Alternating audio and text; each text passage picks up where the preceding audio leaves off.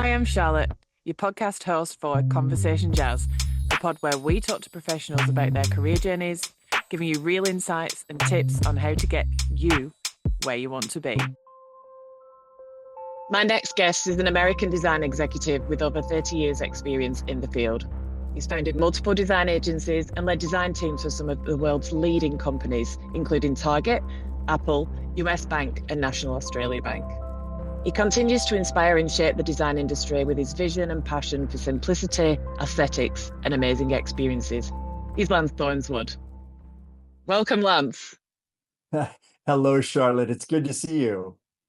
Good to see you too. Now, you're not obviously in San Francisco. Tell us where you are today, Lance. Yes, actually, I am talking to you from Melbourne here in Australia, Richmond neighborhood. Yeah, and really excited to be chatting. And for everyone listening, how long have you been in Melbourne now? I am coming up on 3 years in July, so it sometimes feels like I've been here forever. It can do. It can do. And the weather's still all right. I'm risking Yeah, it. well, you never know, right? It could be snowing by the time we finish. It could be. It could be. We're here in my garden this evening, so welcome to my garden. Um, Absolutely. this week it's been a bit like checking the weather because when you're doing something outside, you've got all these external factors to think about. So I've been checking the wind because it's a thing when you're outside. So extra level of complexity. So it's always fun to have that in. So what I'd like to talk about, Lance, the whole idea around this podcast is talking to humans about their career journeys, how they're not linear, they could go from here to there. I actually had a memory earlier, and my first ever interview that I did was with my grandma, who was a principal at a primary school, and we were talking about whether TV affects children's behavior. So think about that now. And that's crazy. So that was 20 years ago. Really keen to delve into your background and just where did you start? Yeah, wow. It's funny. I was literally having a conversation with one of my colleagues at NAB the other day, and talking about how we all construct these beautiful backward narratives, right? About like, oh, it was exactly as I planned. So I'll be totally honest. I didn't plan any of this. So yeah, so look, I graduated from university in a time when design wasn't really a thing that, corporations talked about. They'd hire their agency to do that, and nobody really knew what it was. I always had a big creative side, but I also had parents, like so many of us do, who say, "Oh, do the responsible thing. Get a job that for sure is going to make good money." And so, yeah, art or design probably wasn't in the future. So I studied computer science as an undergraduate. And my first job was working with HP out in Cupertino, California. And it didn't take long before I started to interact with and intersect with the world that we now call design, and many of the things that, that now you actually go to uni to study. But yeah, back in the day, none of those were things that you'd study at a regular university. So yeah, like I said, I didn't plan this. Um, What when I was at started? Oh, HP, sorry. no, go ahead. Oh no, I was just gonna say what first sparked your desire to work in design? Yeah, okay, well, cool. We were on the same track. When I was at HP, I actually had the opportunity, even though I was an engineer, I had the opportunity to work on the introduction of a few new products that HP was putting out. And I worked together with our advertising team, with our marketing communications, and put together, help them actually assemble photo shoots, help them figure out how to explain this complicated technology in a brochure that regular people could understand. And it was really that experience, I think, that helped me make the connection that all this creative stuff that I had always enjoyed doing was something that you actually, could do in a tech company, and there was a need for it.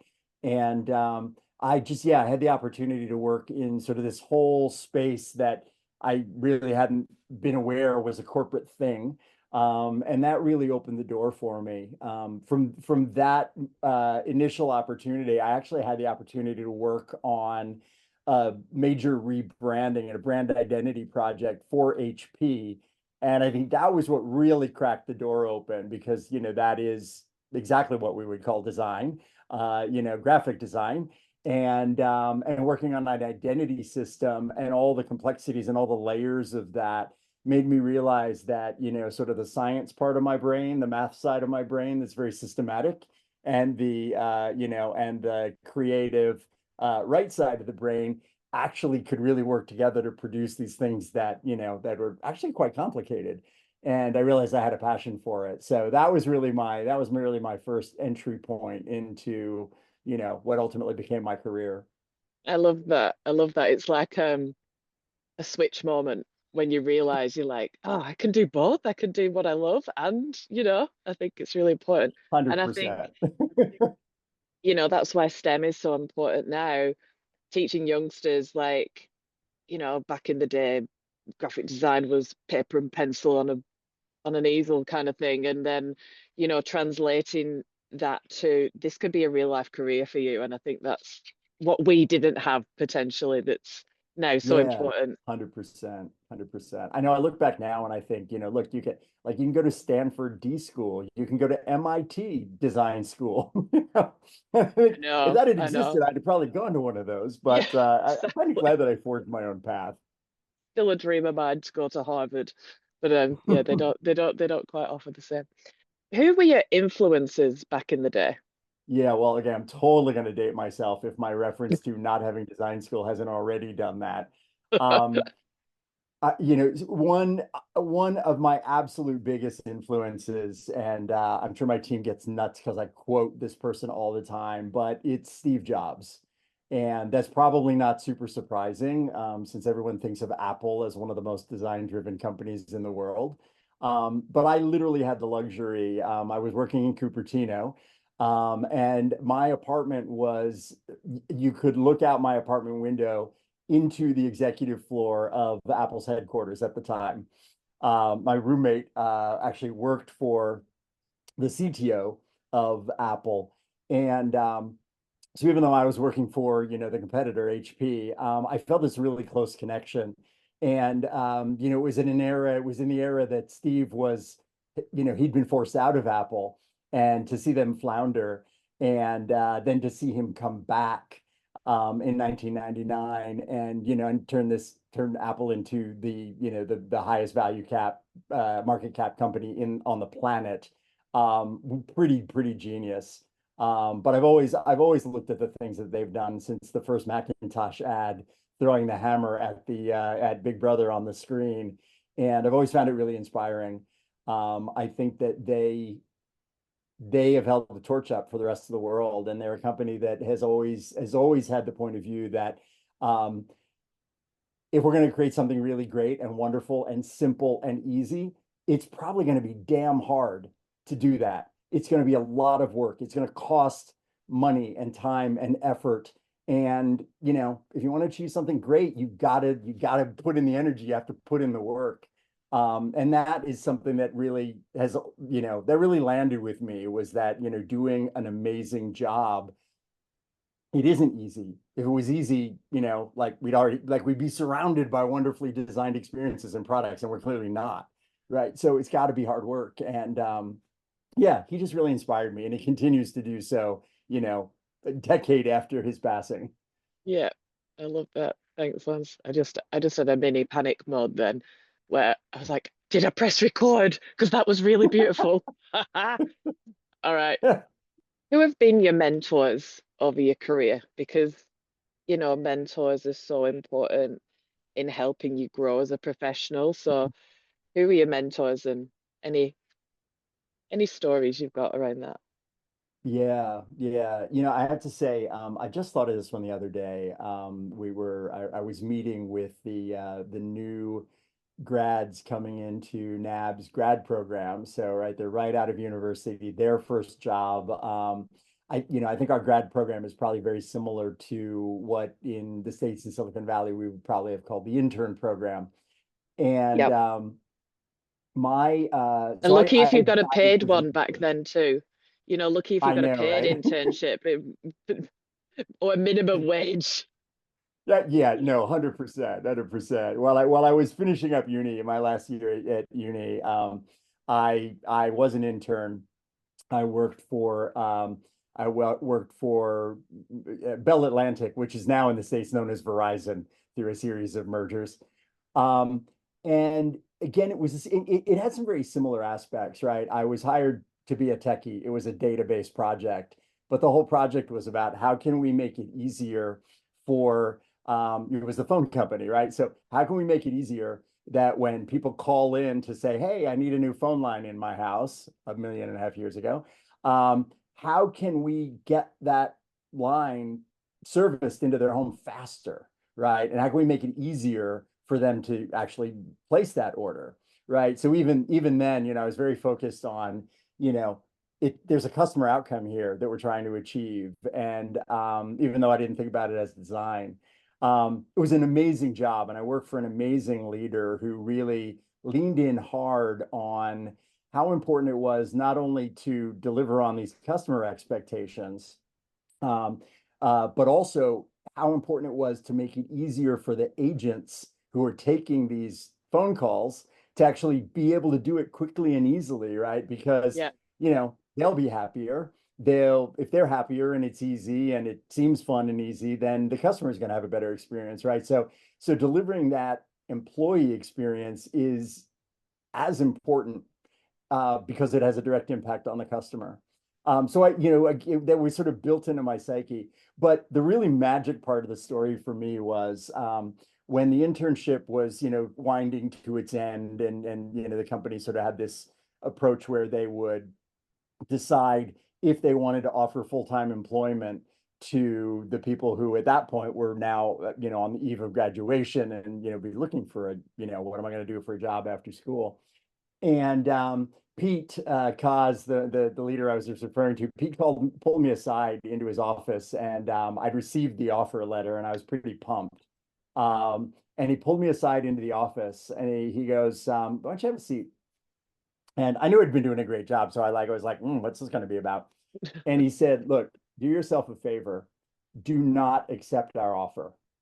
He said, if you come work for us, you're going to find yourself toiling away doing databases and techie stuff for however many years, and that's going to set a career path for you. He said, I've seen what you're capable of. I've seen how you're leaning so hard on achieving this amazing customer experience, and you're so focused on that.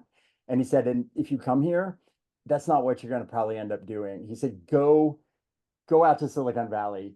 You'll easily get a job out there. But he said, do that, and your career will take a totally different path, and that it's the path you should be on. And Wow. I so respect that, and I think about that all these years down the line, and think, oh my God, like what if my job had been like writing code for a telephone switch, right? What if he never had that conversation with you? And at the time, Yeah, you would have been so excited to have this internship turn into a real life job. That's what you're yeah, aiming for, right? And absolutely. that's a big risk to take too. You could have just gone, Yeah. you know what? No, I'm happy doing what I'm doing, blah blah blah, but you took it on board. Yeah, absolutely. Absolutely. And this is why I was laughing about the person I was telling this story to was one of the NAB intern grads who was asking me about my career path. And I said, look, I can tell you it was all planned out carefully, but Yeah, if that was the catalyst, right? yeah, yeah, yeah. So many of those experiences in my life, like if that was an indicator, it's like, okay, that was exactly the opposite of what I planned, right? I was like so excited to get this job offer. But to have the guy I would have been working for say, do yourself a favor, don't do this. It was 180, right? It totally Yeah. turned me in another direction. And I've had a number of those kind of maybe surprising twists and turns that, I think if you keep your eyes open for opportunity and just, I've said to people like when opportunity knocks, you've got to answer the door. Maybe you 100%. don't let it in, but if you don't answer the door, you'll never know. 100%. And it's taking those disappointments or maybe mistakes and then turning them into something else and using it as fuel to send you on send you on the right path or the next path, whatever that may be. Yeah, 100%, 100%. What work are you most proud of? Wow. And sorry, That is big question. really, yeah, no, let's go for the jugular on the tough questions. It's funny. I worked in a variety of creative things throughout the years, like, sort of very creative, produced events and shows for corporations, like trade show type events, some wonderful video and film. Um, and, I worked in agencies for a number of years and I got to work on some really exciting, cool clients. I've always been really close to digital, so it's almost always been somehow overlapping into the digital world. Um, but the one that I think I am most proud of is I ended up I was working happily doing retail e-commerce for a big American company, J.C. Penney, and totally enjoying it, loving it. And I got a recruiter call, and the recruiter was smart. She explained the whole job to me. And then at the very end of the description, and she got me all excited, and we were chatting, and she goes, "Oh, and it's in financial services." And I remember saying, "Yeah, no thanks, totally not interested." Um, Long story short, they persisted. I ended up moving from agency and consumer retail and fashion and all that fun stuff into banking back in 2016. And that's a long preamble to the rest of my story. But the most exciting thing I ever did was we developed a program of things that all kind of work together with the banks, U.S. banks, mobile app, and internet banking. And the goal of this program was to help people who didn't have any money put away for an emergency, right? Which, Mm, here there's in a lot of Australia people. and in America is still an alarming problem. How Yeah. few of us could actually weather even a couple of weeks without work, right? Or, Yeah. my gosh, Yeah. what if my insurance claim was declined, right? Um, and so it was, it's millions, tens of millions of Americans that do not have even $1,000 in it, socked away in a safe bank account Yeah. just in case. And so we developed a program, and this was experience design in maybe its purest, almost most elegant form, right? We had an amazing purpose, which was to help people save money in case something the unexpected happened.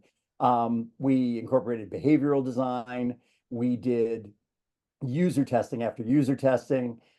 We refined every single thing. As you can imagine, like the content and the copy had to be precise and inspiring, right? And you don't want to guilt people, but you want them to take action. And so, yeah, like literally every single thing in this program, I think, had to line up to motivate people to take a behavior that they maybe never taken in their whole lives. Yeah. I am really, really proud that we got more than 1 million people across that line. And think about that. That is $1 billion. That's amazing. That people, Financial literacy is so yeah, important. And I think, absolutely. you know, you're doing a almost an educational piece with customers at this point. All right, there we go. We are back. Of course, my video turned off because why not? I This is what wouldn't happens though. It's kind of so comical. You've just got to laugh and work through have. it. Just give me a sec and I'll grab my questions. Zoom has a cool feature now. I've noticed that you can have notes at the side, but what it does, it changes the aspect ratio of the video and then it doesn't look like you're having a conversation. It's just one above the other. Like, Nah, they're too funny, too funny. By the way, I'm literally never using this background again because, like, why would you want to sit right in front of the pier of the bridge, right? Like, it just seems really dorky. you are the peer. I know, right? I feel like I should be. Oh, well, maybe over here. Let's try that. I'll try that. See if that's better.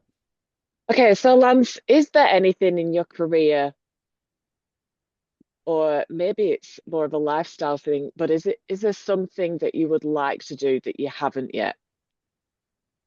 Whew. Oh goodness. I think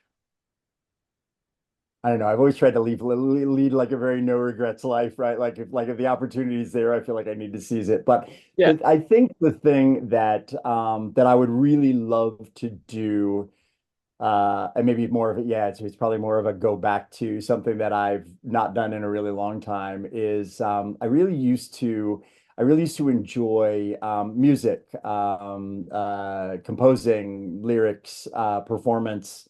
Um, it takes a lot of time, takes a lot of energy, and I think I really stopped doing it when my first child was born. And yeah. then, and then life takes over and you go, wait a minute, how long has it been?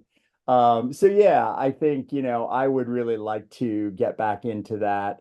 And yeah, yeah, my daughter now is actually a music producer. So it's right there to reach for. I just need to reach out and grab onto it. There's always time. There's always time, Lance. Exactly. What are some of the mistakes you've made along the way, and what have you learned from them? Oh, so many, so many. Um, oh goodness. I think one of the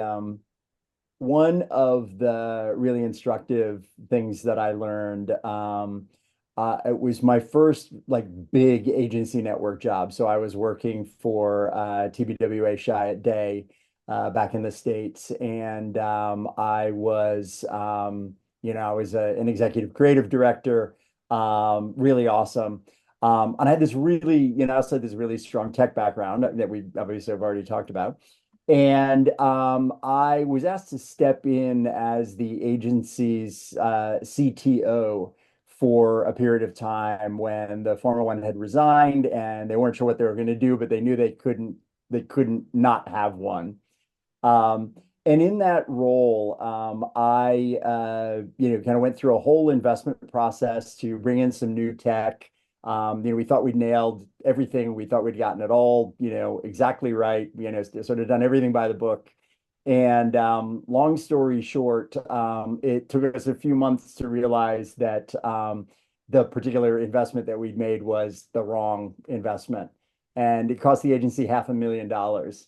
Oh, It was it was up to that point in my life, you're the like, biggest single mistake I'd ever made. how do we get And through this? realized that, I was just very, like, maybe it goes through your head like, oh my gosh, how do you not make, like, what do you do about that?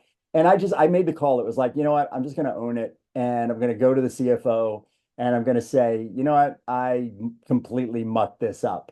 And if my, if you need me to resign to make good, that's what I'll do. And I went in and I chatted to him, and that's exactly what I said. I said, look, I thought I did all the right things, but it was my mistake. It was on my watch. And now I've cost the agency $500,000. And so, if you need me to go, I will give you my resignation and you can move on. And he said, look, he goes, it's a lot of money, but it's not a lot of money for a giant company like TBWA. He said it's an expensive lesson. But no, I don't want you to go. I want you to learn from this. But I also want you to realize that it's appropriate to be bold.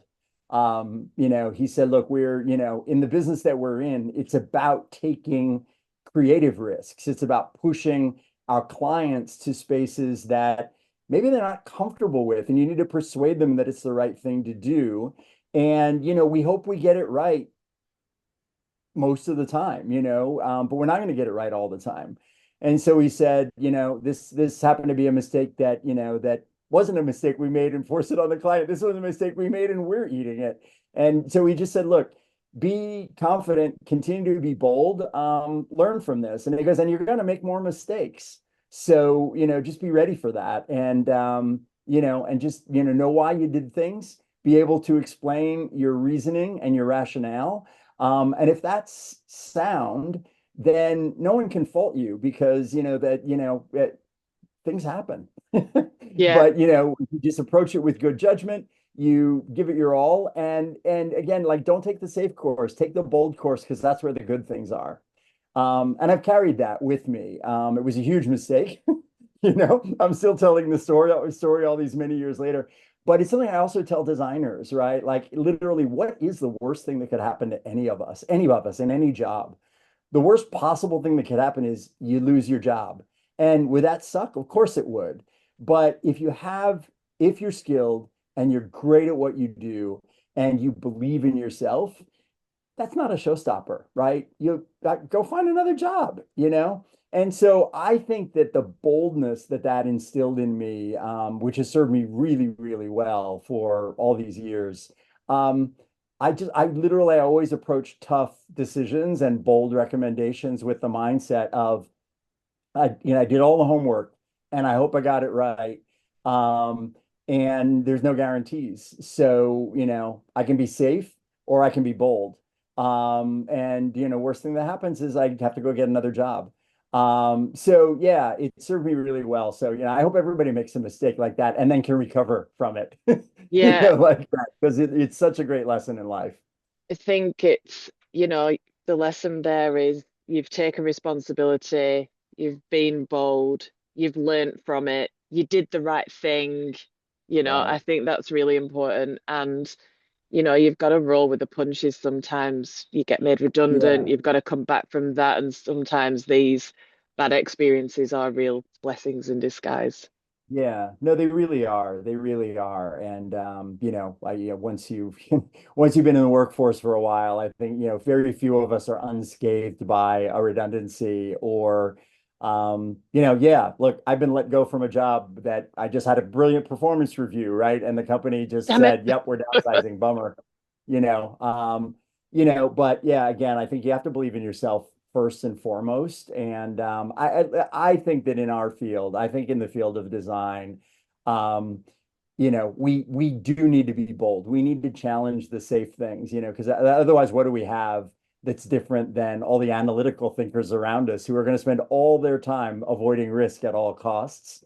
Yeah. Somebody's got to challenge the assumptions and be willing to go for the big prize. And then, usually we end up finding a course that's somewhere in between. But right, if we don't reach for the big prize, we're going to end up down here. And, again, what's the point? They don't need us for that. What would you what advice would you give in the field of design of, where do you start? I'm an architect or I work in retail or whatever career I may have, and I've got Hmm.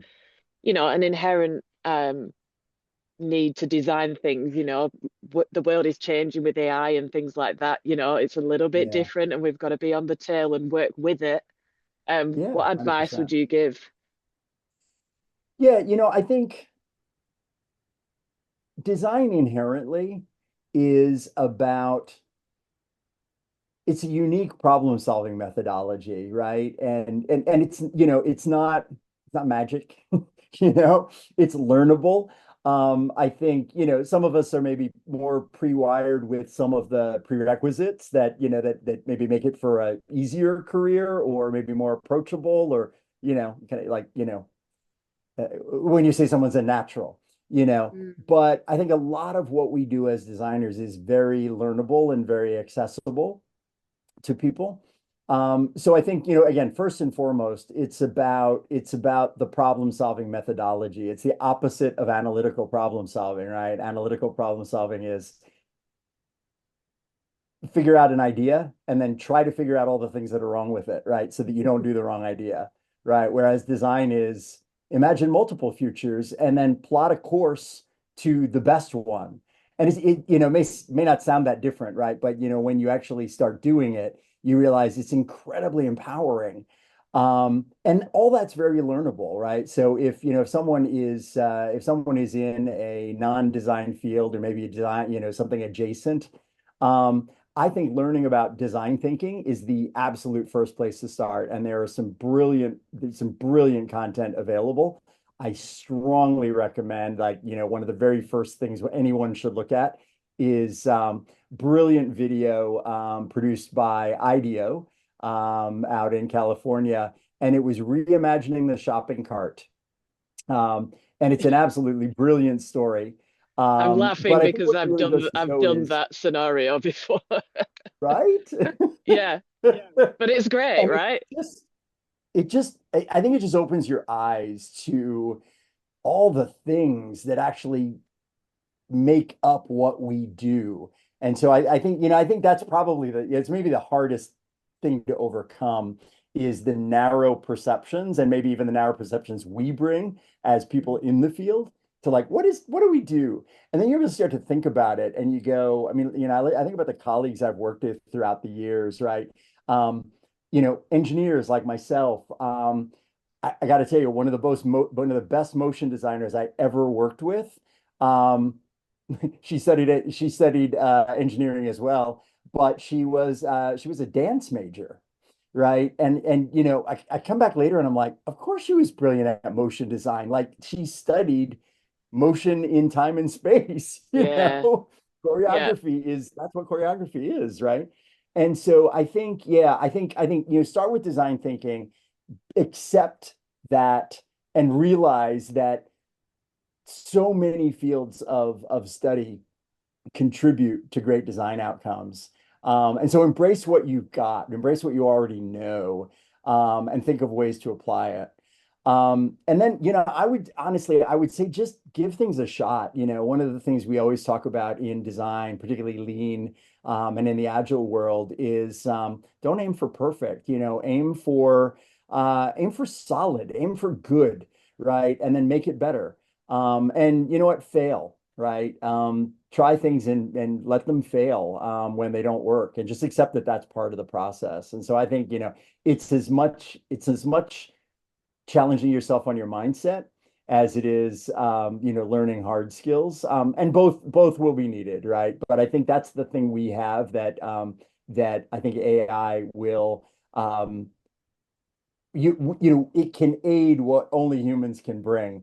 And I think what only humans can bring is that sense of empathy and kind of the magic of an aesthetic experience or a verbal experience or talking with a human being that just feels magical, right? And you go like that is stuff that only we can do, at least today. When the Terminator robots come, Look all out, bets are yeah. off.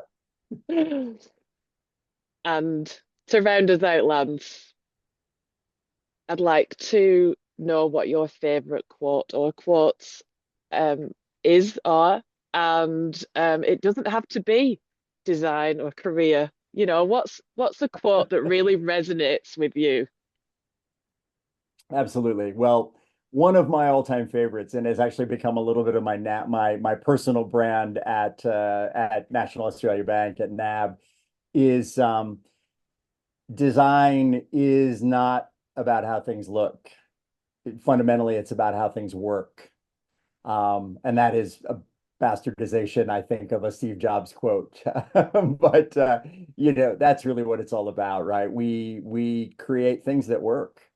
And I give you one other related quote from this was from Michael Graves, the American architect and designer.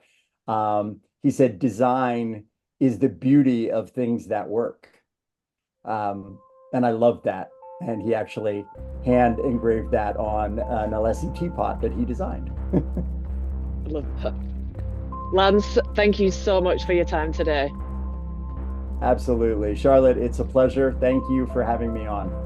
Thank you.